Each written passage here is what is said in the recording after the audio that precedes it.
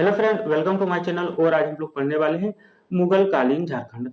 अर्थात जब मुगल पीरियड चल रहा था तो झारखंड में क्या क्या प्रभाव पड़ा, कौन कौन से इंपॉर्टेंट पॉइंट थे जो आपके एग्जाम में पूछा जाएगा, उन्हीं पॉइंटों को हम डिस्कस करने वाले, इसलिए वीडियो में अंत तक बने रहना। तो सबसे पहले हम लोग देखेंगे मुगल प्रशासक, कौन कौन से इंपॉर्टेंट मुगल प्रशासक थे। तो नंबर 1 बाबर, इसका टाइम पीरियड होगा 1526 से 1530 ईस्वी तक।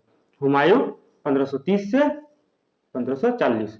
शेरशाह सूरी सूरी 1540 से 1555। अकबर 1556 से 1605 ईस्वी और जहांगीर 1605 से 27 ईस्वी। शाहजहां 1627 से 58 ईस्वी और औरंगजेब 1658 से 1707 ईस्वी। इन्हीं शासकों के टाइम पीरियड में झारखंड में क्या क्या इंपॉर्टेंट घटना घटी, उन्हीं घटनाओं को हम बता देंगे जो आपके एग्जाम में डायरेक्ट पूछा जाएगा। ठीक है।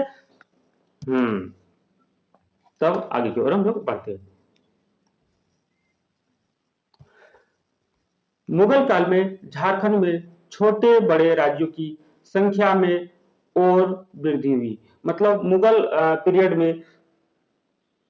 पीरियड के टाइम में झारखंड में छोटे और बड़े राज्य बनने लगा था। मतलब जब मुगल काल चल रहा था तो झारखंड में छोटे छोटे और बड़े बड़े राज्य का निर्माण होने लगा था। सबसे बड़ा परिवर्तन यह हुआ कि रक्सेलों को पराजित कर चेरों ने पलामू में नए राजवंश की स्थापना की।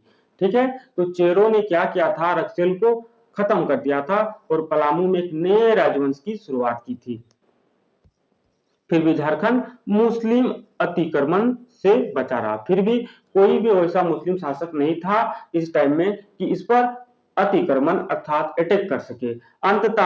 अंततः इसमें मुसलमानों के प्रवेश का मार्ग शेर खां ने प्रशस्त किया। मतलब सबसे पहले जो मार्ग था झारखंड जाने वाले रास्ता को बताने वाला था शेर खां। याद रखना है कि शेर खां ने झारखंड के रास्ता के बारे में बताया था।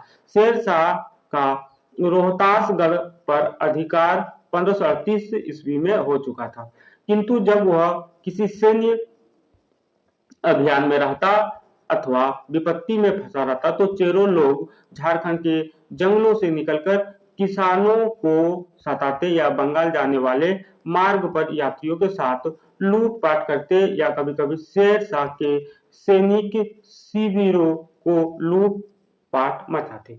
मतलब जब शेरशाह बिजी में रहता था या किसी विपत्ति में फंस जाता था तो उस टाइम क्या करता था, चेर जंगल से निकलकर किसानों को सताते थे या जो रूट था, जो रास्ता था, उस रास्ते में जो बिजनेस होता था उस बिजनेस को लूट लेता था। कभी-कभी शेरशाह के घर में जाकर भी लूटपाट कर लेता था अर्थात शिविरों को भी लूट लेता था। बड़ी खतरनाक था ये चेर आदमी। ठीक है। अतः शेरशाह के लिए इनका दमन करना आवश्यक था। शेरशाह को इन लोगों को दमन करना आवश्यक था। शेरशाह का मुगलों से संघर्ष के क्रम में यह क्षेत्र उसका उसका आश्रय स्थल था। मतलब रहने के लिए यह एक स्थल था। किसके लिए? न शेरशाह के लिए। वह इस क्षेत्र के महत्व को समझ रहा था। शेरशाह को पता था कि यह मेरे छुपने के ठिकाने बहुत ही बढ़िया है। ठीक है। मुगल से छुपने के लिए, इसलिए यह इस क्षेत्र को जीतना जरूरी है। अब आगे की ओर हम देखेंगे। बाबर हुमायूं कालीन झारखंड। मुगल बादशाह बाबर 1526 से 30 ईस्वी एवं हुमायूं 30 से 40 ईस्वी के शासन काल में झारखंड उनके प्रभाव क्षेत्र के बाहर में था। मतलब बाबर और हुमायूं के शासन काल में झारखंड उसके दायरे से बाहर था। इसलिए झारखंड के क्षेत्रीय राजा बिना किसी बाह्य हस्तक्षेप के निवान शासन करते रहे। यहाँ का जो राजा था, स्थानीय राजा, वहां बिना हस्तक्षेप के शासन किया करते थे, क्योंकि बाबर ने अफगानों को अपदस्थ कर मुगल वंश की स्थापना की थी। ठीक है। क्या क्या था, बाबर ने अफगानों को खत्म करके यहाँ पर एक नए राजवंश की शुरुआत की थी या वंश की शुरुआत की थी जिसे मुगल वंश कहा जाता है। इसलिए अफगान बिहार बंगाल में रहते हुए फिर से शक्ति जुटाकर मुगलों से टक्कर लेने की फिराक में थे। ठीक है, तो अफगान कहाँ था न, बिहार और बंगाल के जंगल में छुप कर रहता था। वो देखा जैसे ही मुगल की शक्ति कम होगी फिर से उन पर अटैक कर लेंगे, ठीक है, और सत्ता फिर से कायम कर लेगा। इस प्रकार का अफगान का सोच था। इस प्रकार बाबर हुमायूं के शासनकाल में झारखंड मुगल विरोधी अफगानों का आश्रय स्थल बन गया। ठीक है, तो एक प्रकार का अफगान के लिए यहाँ रहने का स्थल बन गया। हुमायूं मुगल अफगान संघर्ष के दौरान मौके पर भुरकुंडा जिला हजारी बाग तक घुस गया। ठीक है, जब संघर्ष हो रहा था हुमायूं और अफगान के बीच में संघर्ष हो रहा था, तब जो हुमायूं था हजारी बाग तक घुस गया था। हुमायूं के सबसे बड़े शत्रु शेर शाह ने मुगल अफगान संघर्ष 1530 से 40 ईसा ईस्वी में इस क्षेत्र का कई बार उपयोग किया था। याद रखना है, आगे देखेंगे।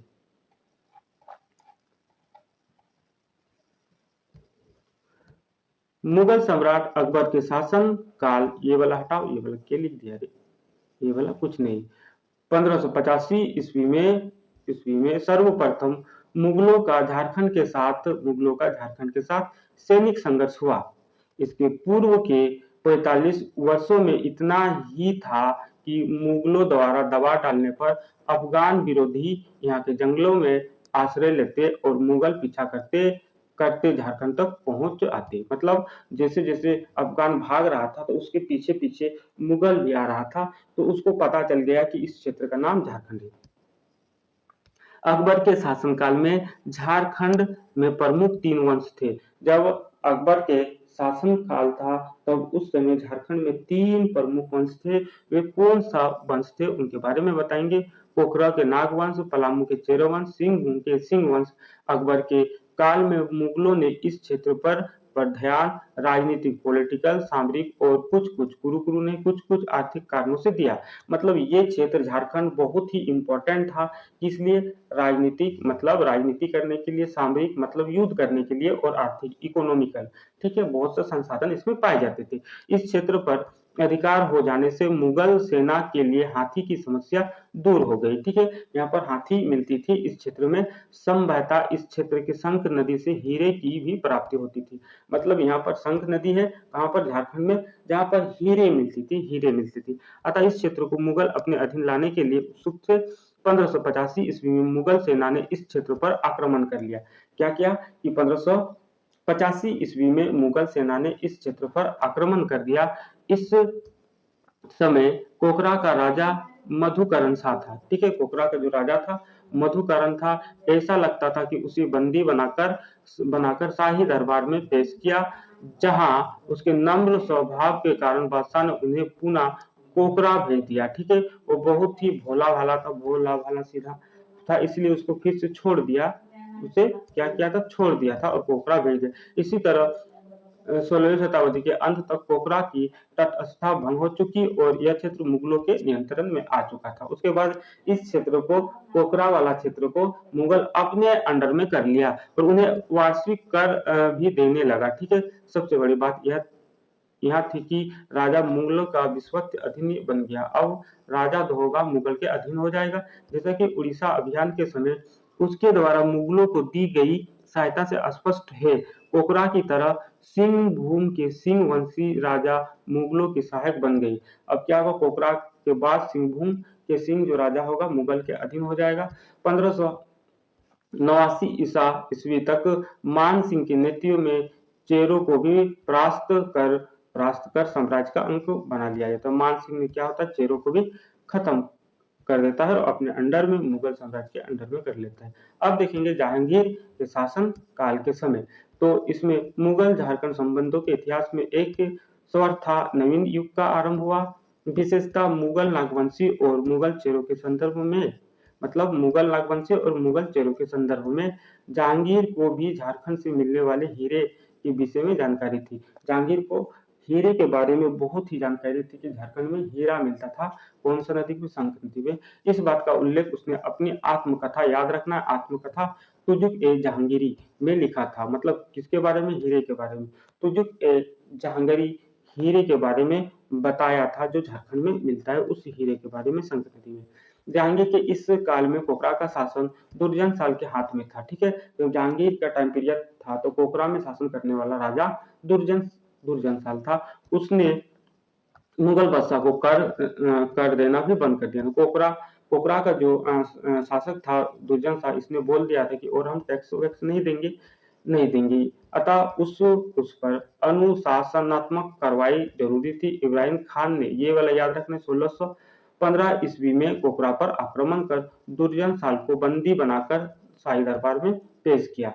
इब्राहिम खान जो 1615 ईस्वी में पोखरा पर अटैक कर देता है और दुर्जन साल को बंदी बनाकर शाही दरबार में पेश किया जाता है। उसे 12 वर्ष की सजा सुनाकर ग्वालियर के किले में भेज दिया गया। दुर्जन साल के साथ उसके परिवार के सदस्य और राजागण भी बंदी बना लिए गए। उसके परिवार के सदस्य और राजागण को भी बंदी बना लिया जाता है। इस विजय के बाद इब्राहिम खान ने कुछ हीरे और हाथी शाही दरबार में भेंट किए थे। तो जब इब्राहिम खान ने दुर्जन को हरा देता है और इसे शाही दरबार में पेश करता है, तो उसके साथ साथ हीरे और हाथी भी शाही दरबार में भेंट किया जाता है। जहांगीर को इस क्षेत्र में प्राप्त होने वाले हीरे गहरी रुचि थी। जहांगीर को यहाँ से मिलने वाले हीरे बहुत ही अट्रैक्टिव थी, मतलब बहुत ही इंटरेस्टिंग थी। कहा जाता है कि एक बार इस क्षेत्र में बैंगनी रंग का हीरा मिला। बादशाह हीरे की शुद्धता की जानकारी चाहता था, मतलब जहांगीर चाहता था कि यह हीरा असली है या नकली, इस बात की पुष्टि करना चाहता था। उसे इस बात की जानकारी नहीं थी कि दुर्जन साल हीरे का बहुत ही अच्छा परखी है। मतलब दुर्जन साल जानता था कि कौन सा हीरा नकली है असली, लेकिन जहांगीर को पता नहीं था। दुर्जन साल का यही गुण उसके कैदी जीवन से मुक्ति का साधन बना। तो पता चला कि दुर्जन साल हीरे को परख सकता है कि यह असली है या नकली। दुर्जन साल ने बादशाह के कहने पर हीरे की शुद्धता की जांच की। उसे शुद्ध होने की बात कही। उसने बताया कि यह शुद्ध है और बादशाह उससे प्रसन्न हुआ, खुश हुआ। उसे उसका राज्य लौटा दिया। उसका राज्य जो था जहांगीर ने लौटा दिया। ठीक है, दुर्जन साल को को अनुमति दी गई कि उसकी कोई मांग हो तो बादशाह के समक्ष रख सकता है। उसके दो मांग थी। पहला मांग राजागण उसके परिवार के सदस्य जो ग्वालियर के किले में कैद थे उन्हें मुक्त किया जाए, और दूसरा उसे दरबार में कुर्सी पर बैठने की अनुमति दी जाए। ठीक है, तो ये दो मांग थे जो दुर्जन साल ने जहांगीर से मांग किया था। उसके बाद देखेंगे बादशाह ने उपयुक्त दोनों मांग स्वीकार कर लिया, एग्री हो गया जहांगीर। दुर्जन साल ने 6,000 रुपया वार्षिक कर देना स्वीकार किया। उसे उसके राज्य का पट्टा बादशाह ने दे दिया। ठीक है, अब हम आगे की पढ़ेंगे। इस वीडियो में इतना ही। अगर वीडियो अच्छा लगा है तो वीडियो को लाइक करना है, वीडियो को शेयर करना है, और नए तो चैनल को सब्सक्राइब कर लेना है, ताकि इस टाइप की वीडियो इस चैनल में हमेशा ही मिलता रहेगा। Thank you for watching my video.